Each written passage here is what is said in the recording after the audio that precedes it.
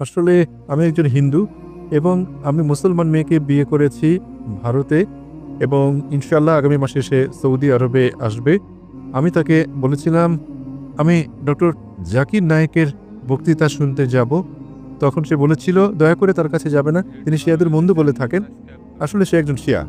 সে বলল না, তার কাছে যেও না, এবং আমার শাশুড়িও বললেন না, তার কাছে যেও না, তিনি শিয়াদের বন্ধু বলবেন এবং তুমি আমাদের ছেড়ে চলে যাবে। তাই এটা হচ্ছে প্রথম সন্দেহ যে আমার মনের মধ্যে রয়েছে। আপনার হবু স্ত্রী না আপনার স্ত্রী? আমার স্ত্রী। তাহলে ইতিমধ্যে থেকে বিয়ে করেছেন। ফাইন, আপনার স্ত্রী আপনাকে আমার লেকচারে না আসতে বলেছেন কারণ আমি শিয়াদের বিরুদ্ধে, কিন্তু তবুও আপনি তার কথা শোনেননি। আপনি আমাকে অনেক পছন্দ করেন, আমি এর প্রশংসা করি। তবে তবে আপনি কি জানেন কেন শিয়া শব্দটি কোনো জায়গায় নেই কোরআনে? দেখুন, শিয়া সুন্নি এসব কোরআনে নেই। কোরআনে বলা হচ্ছে সূরা আল ইমরান 92 আয়াত নম্বর 103, ওয়াতাসিমু বিহাবলিল্লাহি জামিআ ওয়া লা তাফরাকু। আল্লাহর হাতলকে শক্তভাবে ধারণ করো এবং বিচ্ছিন্ন হও না। আমাদের মুসলিমদের দৃঢ়ভাবে আল্লাহর হাতলকে ধরতে হবে এবং আমরা পরস্পর বিচ্ছিন্ন হব না। এবং সর্বশক্তিমান আল্লাহ কোরআনে বলেছেন সূরা আনাম অধ্যায় নম্বর 6 আয়াত নম্বর 159 যে হে নবী, যে ইসলাম ধর্মের বিভক্তি সৃষ্টি করে তার ব্যাপারে আপনার কিছু করার নেই। আল্লাহ তার বিষয়টি দেখবেন শেষ বিচারের দিনে। তাই ইসলাম ধর্মে বিভক্তি সৃষ্টি করাটা হচ্ছে নিষিদ্ধ। সুতরাং যে ইসলাম ধর্মে বিভক্তি সৃষ্টি করে সে কোরআন এবং সুন্নাহর বাইরে চলে গেল।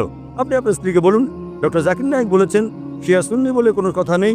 কোরআনে বলা হয়েছে আতিউল্লাহ ওয়া আতিউর রাসূল। আল্লাহ এবং তার রাসূলের অনুসরণ করো। আমাদের কি করতে হবে? আমাদের মেনে চলতে হবে কোরআন এবং সহিহ হাদিস, নবী মুহাম্মদ সাল্লাল্লাহু আলাইহি সাল্লামের সহিহ হাদিস। এবং একটা লেভেলে আপনি দিতে পারেন মুসলিম। তাই আমি নিজেকে শিয়া সুন্নি বলি না, আমি নিজেকে বলি মুসলিম। তো আপনি আজ আপনার স্ত্রীকে বলুন আমি ডক্টর জাকির নায়েকের সঙ্গে সাক্ষাৎ করেছি, তিনি নিজেকে বলেছেন মুসলিম। আর আমি না সুন্নিদের বিপক্ষে না শিয়াদের বিপক্ষে, আমি বলি সবাই মুসলিম। যে নামেই তারা নিজেদেরকে বলুক না কেন, আল্লাহ এবং রাসূলের দিকে ফিরে আসুন। যখন আমি জবাব দেই কিছু কিছু মুসলিম হয়তো তারা কোরআন এবং সুন্নাহ বিরোধী কিছু মেনে চলেন, তারা বিরক্ত হতে পারেন।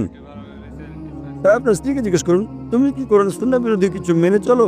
যদি না চলো তো ডক্টর জাকির নায়েককে ভয় পাও কেন? যদি তাই হয়, হ্যাঁ, তাহলে সংশোধন হতে হবে এবং কোরআন সুন্নাহর পথে আসতে হবে। জাকির নায়েক যা বলে তা মানতে হবে না। জাকির নায়েক ইসলামে জিরো।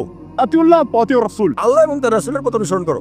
তাই আপনার স্ত্রীকে বলুন, তিনি কোরআন এবং সহিহ হাদিসের বিপরীতে যদি কিছু অনুসরণ করে থাকেন তাহলে তাকে সংশোধন করতে হবে, তার নিজেকে মুসলিম পরিচয় দেওয়া উচিত, কারণ শিয়ার কথাটা কোরআনে কোথাও উল্লেখ নেই। তবে আমি প্রশংসা করি যে আপনি আপনার স্ত্রীকে ভালোবাসেন কিন্তু আমাকেও ভালোবাসেন, মাশাআল্লাহ। তাই আপনি আমার লেকচার শুনতে এসেছেন।